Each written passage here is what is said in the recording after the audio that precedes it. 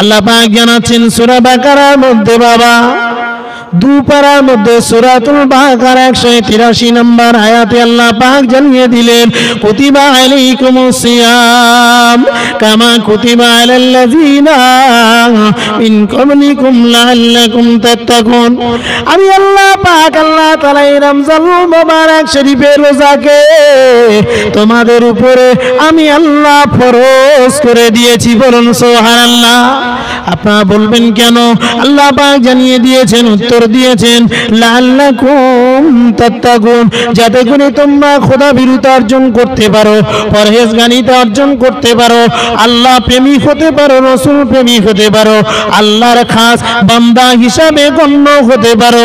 সেজন্যই আমি আল্লাহ তোমাদের উপরে এই রমজান মুবারক শরীফের রোজাকে ফরজ করে দিয়েছি। বলুন সুবহানাল্লাহ।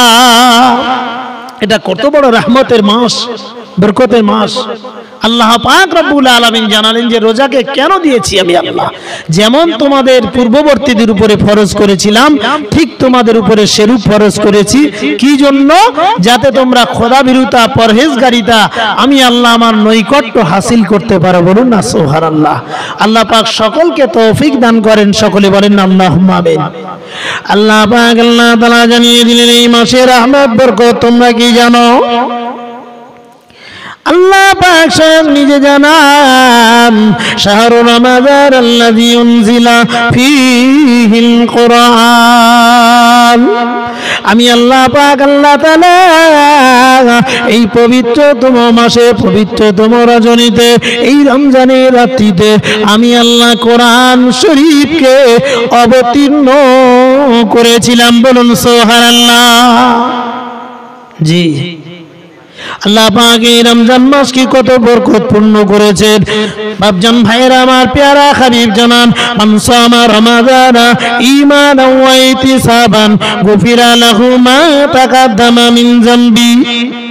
কোরআন শরীফে আল্লাহ পাক জানালেন রোজা ফরজ করে দিয়েছি যাতে করে আমার নৈকট্য হাসিল করতে পারো, আমার মহাব্বত হাসিল করতে পারো এই রোজার মাধ্যম দিয়ে। বলুন সুবহানাল্লাহ। রাসূল কি জানালেন? মান সামা রমাদানা ঈমানান ওয়া ইহতিসাবান গুফিরা লাহু মা তাকাদ্দামা মিন যামবি। ও জমিনের মানুষ, পৃথিবীর মানুষেরা, আমি রাসূলুল্লাহ বলে গেলাম আমার উম্মতিরা শুনে রেখে দাও, জেনে রেখে দাও, যে ব্যক্তিটা রমজান মুবারক শরীফের রোজাটা আদায় করবে কেমন ভাবে?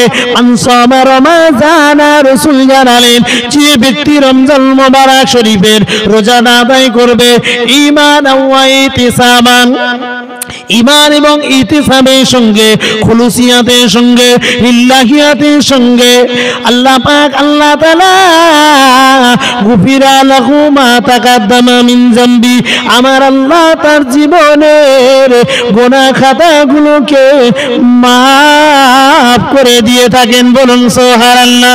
আর একটু জোরে বলা যাবে না সুবহানাল্লাহ? প্যারা হাবিব জানালেন আমার আল্লাহ পাক আল্লাহ তাআলা এই রমজান মুবারক শরীফে তিনটি ভাগে ভাগ করে দিয়েছেন। তিনটে ভাগে 29 হোক আর 30 হোক, আপনি তিনটি ভাগে ভাগ করুন। আল্লাহ নবী আল্লাহ হাবিব জানালেন আউয়ালুহু রাহমাতুন, তার প্রথম 10টা দিন 10টা রাত আল্লাহ পাকের খাস রহমত নাজিল হতে থাকে। বলুন সুবহানাল্লাহ। আল্লাহ পাকের এই রহমতের দিনে আপনি রোজা রেখেছেন, রহমতের রাত্রিতে আপনি ইফতারি করার পরে পরে তারাবি নামাজ পড়েছেন, খতম তারাবিতে দাঁড়িয়েছেন, তারপরে পরে আল্লাহ পাকের দরবারে হাজিরা দিয়ে এমন একটা মাহফিলে বসেছেন রমজান মাসে। আল্লাহ পাক আল্লাহ তাআলা এই রমজানের ওসিলায় আমার আপনার জীবনের গুনাহ খাতাগুলোকে মাফ করে দিয়ে বেগুনাহ মাসুম বানিয়ে নিতে পারেন। বলুন সুবহানাল্লাহ। কি গো, ঠিক বললাম না ভুল? আল্লাহ পাক বলছেন আমিও গুনাহ খাতা মাফ করব, বান্দা আমার নৈকট্য হাসিল করবে। আমার রাসূল হাদিস পাকে জানালেন রমজান মুবারক শরীফের রোজা যারা ঈমান এবং ইহতিসামের সঙ্গে আদায় করবে, আমার আল্লাহ পাক আল্লাহ তাআলা তার জীবনের গুনাহ খাতাগুলোকে মাফ করে দিয়ে থাকেন। বলুন সুবহানাল্লাহ। ও মুসলমানেরা, বাপজান ভাইরা আমার, রমজান মাস সবের অভাব নেই মামা। রমজান মাসে কত ইবাদত দিবেন আপনি। রমজান মাস সব থেকে উত্তম আমল হলো আপনার সারাটা দিন উপোস থেকে যেগুলো শর্ত আছে শর্তগুলো পালন করে এক কথায় রমজান মোবারক শরীফের রোজাটা আদায় করা। এটা আমার আল্লাহ পাকের নিকট রমজান মাসের উত্তম ইবাদত। বলুন সুবহানাল্লাহ।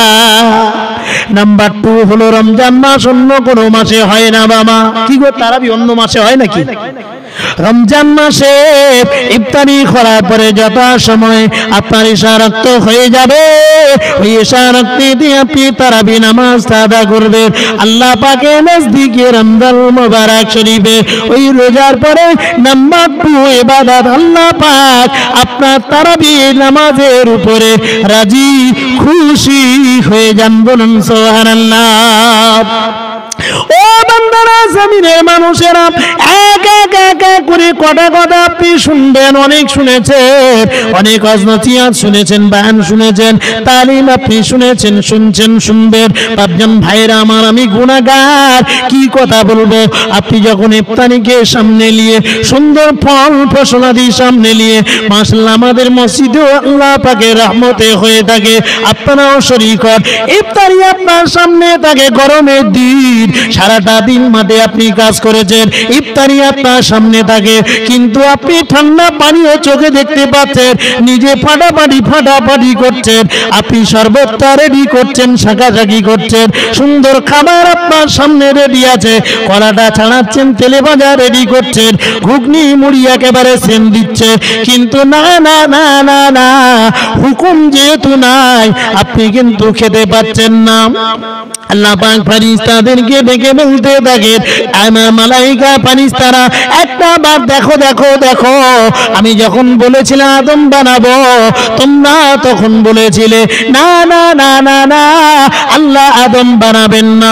এরা জমিনে ঝগড়া লাগাবে, ফ্যাসাদ করবে, মারামারি করবে, কাটাকাটি করবে, চিন্তাই রাখাজানি করবে, অশ্লীলতা পাপাচার করবে, অনেক কিছু করবে, কিন্তু না না না না না, আমি আল্লাহ তোমাদের বলেছিলাম ইন্নী আলামু মা লা তা'লামুন, আমি আল্লাহ যা জানি তোমরা তা জানো না। বলুন সুবহানাল্লাহ। আর একটু জোরে বলা যাবে না সুবহানাল্লাহ। তাই বান্দা যখন ইফতারিকে সামনে নিয়ে ঠান্ডা পানীয় খাবার নিয়ে খাদ্য খাবার রেডি, একেবারে টাটকা ফলগুলো কেটে রেডি, কলা ছাড়িয়ে রেডি, তেলে ভাজা একেবারে সামনে দৌড়াচ্ছে, কিন্তু বান্দা হাতে দিতে পারে না আল্লাহ পাক আল্লাহ তাআলা আল্লাহ পাকের রহমতি দরিয়ায় জোশ মেরে যায়। আল্লাহ পাক ফেরেশতাদেরকে ডেকে বলেন, আমার ফেরেশতারা দেখো দেখো দেখো, তোমরা বলেছিলে মারামারি করবে, কাটাকাটি করবে, কিন্তু তারা উশৃঙ্খল হবে তোমরা বলেছিলে, কিন্তু দেখো তাদের ধৈর্যটা দেখো, সবরটা দেখো, শৃঙ্খলাবদ্ধটা দেখো, সারিবদ্ধ হয়েছে, কাতারবদ্ধ হয়েছে, সামনে খাবার রেডি হয়েছে, পেটে ক্ষুধায় জ্বলছে, তৃষ্ণায় জিহ্বা শুকিয়ে যায়, গলাটা আটালো হয়ে যায়, জিহ্বা জড়িয়ে যায়, এক ফোঁটা পানির জন্য বান্দার ভিতরটা জ্বলছে, কিন্তু না না না, আমার হুকুমের অপেক্ষায় তারা অত কষ্টের মধ্যেও খাবারকে সামনে নিয়ে আমি আল্লাহ আমার কাছে জাহান্নাম থেকে পানা চায়, আর ইফতারির আগে জান্নাতের আশা করে। বলুন সুবহানাল্লাহ। ফেরেশতারা তোমরা সাক্ষ্য থেকে যাও, সাক্ষ্য থেকে যাও, আমি আল্লাহ আমার বান্দা বান্দীদের জীবনের গুনাহ খাতাগুলিকে আমি আল্লাহ আজকের মতো মাফ করে দিলাম। বলুন সুবহানাল্লাহ। ও বান্দারা, জমিনের মানুষেরা, বাপজান ভাইরা আমার, ইফতারি করবেন, ইফতারি পূর্বে ইফতারি সময়ে সময়ে আল্লাহ পাক ওই দোয়াটা অতি পছন্দ করে নেন। বলুন সুবহানাল্লাহ। ও বান্দারা, জমিনের মানুষ, সময়ে সময়ে ইফতার করুন, দোয়া করুন। এক কথা, আপনার রোজার মধ্যে সারাটা দিন আপনার মনে মনের আশা আকাঙ্ক্ষা, আপনার নিয়তটা, আপনার আরজু তামান্নাটা আপনি করতে থাকুন। এক কথায় রোজাদার তার সারাটা দিনের রোজার মধ্যে আল্লাহ পাকের কাছে যা কিছু প্রার্থনা করে, ওই রোজা অবস্থায় প্রার্থনা করলে আমার আল্লাহ পাক আল্লাহ তাআলা তার দোয়াটা, প্রার্থনা, দরখাস্ত, আরজুটা আমার আল্লাহ কবুল করে নেন। বলুন সুবহানাল্লাহ। এটা এমন রহমতের মাস, কি বলবো আপনাদের।